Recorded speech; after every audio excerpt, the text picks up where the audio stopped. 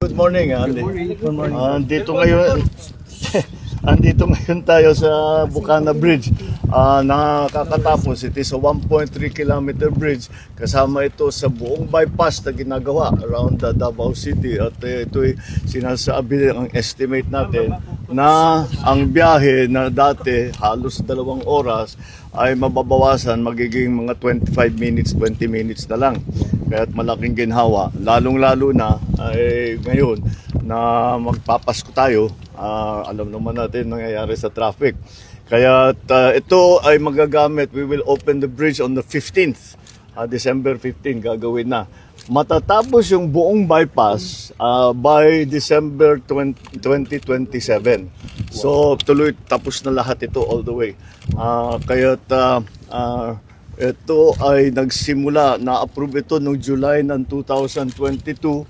Nagsimula ito ng 2023, early 2023. Late 2023. I'm sorry, late 2023 kasi mga approval. At ngayon ay tapos na. Kaya't natulungan naman tayo ng ating mga Chinese na contractor dahil ang ganda ng technology nila kaya't napakabilis at marunong talaga sila magpatayo ng magandang tulay, magandang infrastructure na mabilis at nasa tamang gastos, nasa tamang presyo. So this is one of the 4 major projects that our legacy projects that we will be finishing in Davao and its environs.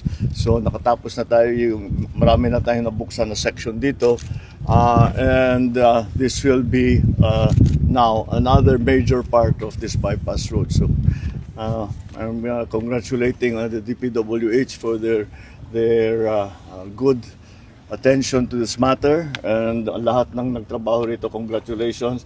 At we're looking forward to December 15 kung kailan meron ng dadaan na traffic dito.